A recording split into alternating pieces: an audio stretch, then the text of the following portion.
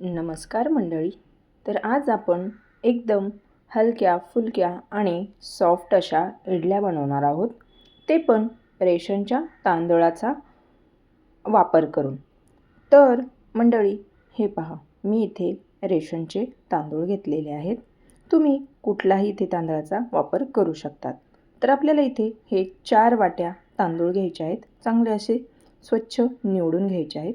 आणि इथे मी 1 वाटी उडदाची डाळ घेतलेली आहे. तर हे असं प्रमाण आहे इडली बनवण्यासाठीचं. तर सगळ्यात आधी इथे मी डाळ ॲड केलेली आहे. त्यानंतर आपल्याला डाळीमध्येच तांदूळसुद्धा ॲड करून घ्यायचे आहेत. तर 1 वाटी डाळ, त्याला 4 वाट्या मी तांदूळ घातलेले आहेत. सगळ्यात आधी याला चांगलं असं आपल्याला मिक्स करून घ्यायचं आहे. तुम्हाला हवं असेल तर तुम्ही हे वेगळं वेगळंसुद्धा भिजवत घालू शकतात. पण या पद्धतीने जर भिजू घातलं तर वाटायलासुद्धा आपल्याला सोपं जातं. त्यामुळे आता याला आपण एक 4 ते पाण्याने मी चांगलं स्वच्छ असं धुवून घेतलेलं आहे. आणि आपल्याला एक 5 ते 6 तासासाठी याला आपल्याला भिजवत ठेवायचं आहे. म्हणजे असंच रेस्ट करण्यासाठी ठेवायचं आहे. तर हे बघा, 6 तासानंतर आपले तांदूळ छान असे फुललेले आहेत, भिजलेले आहेत. तुम्ही पाहू शकता, मी दाखवते तुम्हाला. हे पहा, कारण हे रेशनचे तांदूळ आहेत, त्यामुळे याच्यामध्ये जास्त काळपटपणा असतो. तर काय करायचं, याला एक 5 ते 6 पाण्याने चांगलं असं स्वच्छ धुवून घ्यायचं, जेणेकरून आपली इडलीसुद्धा मस्त पांढरी शुभ्र बनून तयार होते. तर मस्त आपले तांदूळ छान आणि डाळसुद्धा मस्त छान अशी भिजलेली आहे. तर आपण याला आता मिक्सरला बारीक असं वाटून घेणार आहोत. तर हे पहा, अशा पद्धतीने मी इथे हे सर्व तांदूळ आणि डाळ वाटून घेतलेली आहे. तुम्ही पाहू शकता याची कन्सिस्टन्सी. आता आपण याला एका भांड्यामध्ये किंवा मग पातेला असो किंवा डबा असो, खोलगट असं घ्यायचं आहे, जेणेकरून हे पीठ नंतर दुप्पट फुलून येतं. त्यासाठी शक्यतो मोठंच आपल्याला यासाठी भांडं घ्यायचं आहे. तर हे पहा, अशा पद्धतीने मी इथे सगळं पीठ वाटून घेतलेलं आहे. आणि आपण या पिठामध्ये आत्ताच मीठ घालून घेणार आहोत. तर याचं कारण मी तुम्हाला पुढे जाऊन सांगेल की आपण आत्ताच मीठ का घातलेलं आहे ते. आता याला चांगलं असं मिक्स करून घ्यायचं आहे. छान असं याला फेटून घ्यायचं आहे. हे पहा, अशा पद्धतीने सर्व पीठ मी इथे बनवून तयार करून घेतलेलं आहे. आणि आता आपण याला रात्रभरासाठी रेस्टसाठी ठेवणार आहोत. आपण याची सकाळी इडली बनवणार आहोत. तर मी तुम्हाला हे सकाळी दाखवणार आहे. तर हे पहा, तयार झालेलं आहे आपलं इडलीसाठीचं पीठ.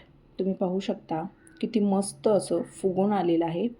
तुम्हाला जाळीसुद्धा दाखवते मी. हे पहा, किती छान अशी जाळी याला तयार झालेली आहे. आपण यामध्ये कुठलाच सोडा किंवा इनोचा वापर अजिबात केलेला नाही आहे. तरीसुद्धा आपले पीठ किती छान असे फुलून आलेले आहे. आणि मीठ आपण रात्री यासाठी घातले होते की हे सकाळी आपल्याला मीठ जर आपण घातले तर याची जाळी तुटते, मोडते आणि याला जास्त असं फेटावं लागतं. त्यामुळे आपल्याला हे रात्रीच आपण मीठ घातलेलं आहे. आता इथे मी इडलीचं पात्र घेतलेलं आहे. या प्लेटला आपल्याला छान असं तेल लावून घ्यायचं आहे सगळ्यात आधी. आणि यामध्ये सगळं पीठ आपल्याला भरून घ्यायचं आहे.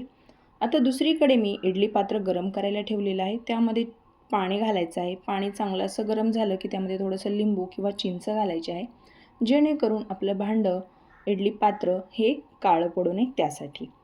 तर आता इथे आपण 10 मिनटं याला कमी गॅसवरती इडलीला वाफवून घेणार आहोत.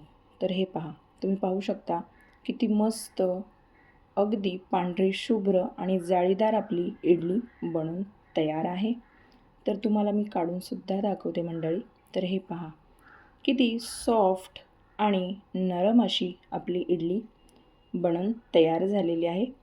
तर मंडळी, ही इडली तुम्ही सांबारसोबत, नारळाच्या चटणीसोबत नक्कीच ही खाऊ शकता. तर मंडळी, तुम्हीसुद्धा ही रेसिपी एकदा नक्की ट्राय करा. हे पहा मंडळी, तुम्हाला मी एक इडली तोडूनसुद्धा दाखवते. तुम्ही पाहू शकता जाळीसुद्धा किती सुंदर आलेली आहे आणि आपली इडली किती सॉफ्ट अशी झालेली आहे, छान अशी फुललेलीसुद्धा आहे. तर मंडळी, तुम्हाला आजची ही रेसिपी कशी वाटली ते मला कमेंटमध्ये नक्कीच कळवा. व्हिडिओ जर आवडला असेल तर व्हिडिओला एक लाईक नक्की करा.